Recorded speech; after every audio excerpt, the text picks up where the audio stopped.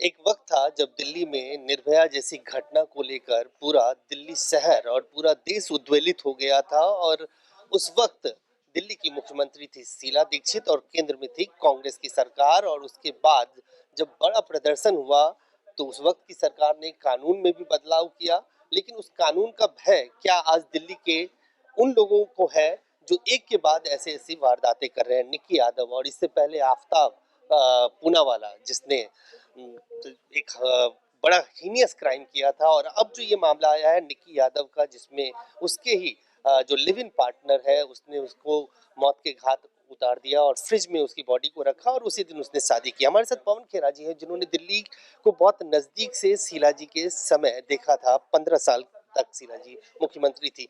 कानून व्यवस्था को लेकर पवन जी तब भी सवाल उठते थे, लेकिन अब जिस तरह की स्थिति है दिल्ली में, दिल्ली को अब कई लोग क्राइम कैपिटल कहने लगे। देखिए, स्थिति तब जब भी ऐसे उदाहरण आते थे तब दिल्ली में कांग्रेस की सरकार थी और 10 साल तक कांग्रेस की सरकार केंद्र में भी थी 15 में से।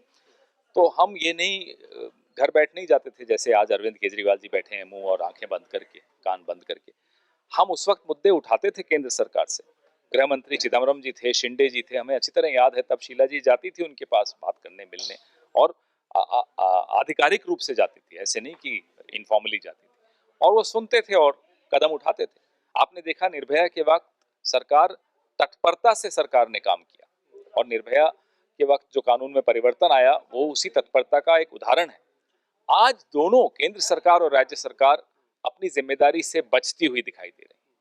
ये इस शहर का मुझे लगता है दुर्भाग्य है कि ऐसी सरकार उन्होंने जिताई है जो इतने बड़े हाथ, जो दिल दहला देने वाली घटना पर चुप बैठी है, कुछ नहीं कर रही। क्यों? क्या मजबूरी? आपने देखा होगा कि एमसीडी में 4 बार, अब तो चौथी बार बैठेंगे वो लोग, 4 बार में मेयर नहीं चुन पाए।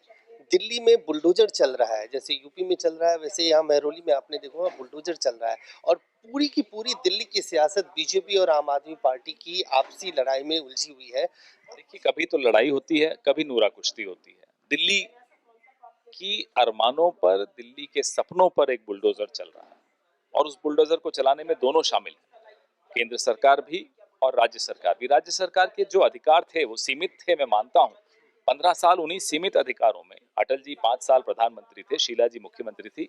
सीमित अधिकारों में भी दिल्ली को हमने मेट्रो दिया, दिल्ली को फ्लाईओवर्स दिए, दिल्ली में बिजली का निजीकरण हुआ, दिल्ली में पानी की व्यवस्था सुदृढ़ हुई, दिल्ली में सोनिया विहार का ट्रीटमेंट प्लांट बना, अनेकों ट्रीटमेंट प्लांट बने, 150 155 फ्लाईओवर्स बने।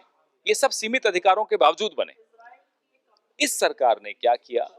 केजरीवाल सरकार ने उन्हीं अधिकारों को और कम कर दिया अदालत जाकर।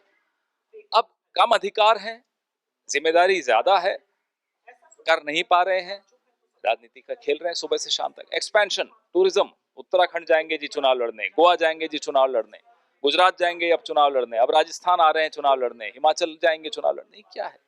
एक जो जिम्मेदारी आपको दी गई, कम से कम उसको तो संभाल लीजिए। 2 अस्पतालों पे और 4 स्कूलों पे रंग रोगन करके आप पूरे विश्व में एक बार तो ढिंडोरा पीट लेंगे, अगली बार क्या करेंगे?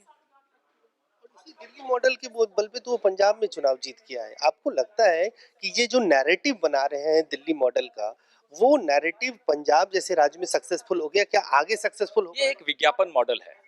ये विज्ञापन मॉडल की शिक्षा या तो अरविंद ने मोदी जी से ली है या मोदी जी ने अरविंद से ली है, ये मैं नहीं जानता, लेकिन दोनों इसमें पारंगत हैं। जनता देख रही है, जनता जानती है कि शीला जी के वक्त जो बजट विज्ञापन का, प्रचार का 22 करोड़ हुआ करता था सालाना, आज 550 करोड़ हो गया है। तो वो सबको दिख रहा है ना। विज्ञापन वाली सरकारें एक बार 2 बार तो समझ में आता है, बार बार विज्ञापन से आप नहीं जीत सकते, कुछ करके दिखाना भी पड़ता है। तो साफ तौर से पवन खेरा जी, जिन्होंने एक लंबा वक्त शीला जी के साथ रहे वो, और उन्होंने दिल्ली को बहुत नजदीक से देखा, और साफ तौर से उनका कहना है कि केजरीवाल की सरकार विज्ञापन की सरकार है। कैमरन फिरोज के साथ अजय झा, दैनिक सवेरा, दिल्ली। बाबा सुल्तान जी गोल्ड मैडलिस्ट ਤੁਹਾਡੇ शहर ਵਿੱਚ ਪਹਿਲੀ ਵਾਰ अद्भुत शक्ति चमत्कार देखो। देश विदेश 'ਚ ਬੈਠੇ ਸਾਨੂੰ WhatsApp ਉੱਤੇ ਵੀ ਕਾਲ ਕਰ ਸਕਦੇ ਨੇ। ਘਰ ਬੈਠੇ 11 ਮਿੰਟਾਂ ਵਿੱਚ 101% ਗਾਰੰਟੀ ਨਾਲ ਸਮਾਧਾਨ, ਵਸ਼ੀਕਰਨ ਅਤੇ ਮੁੱਠਕਰਨੀ ਦੇ ਮਾਹਰ।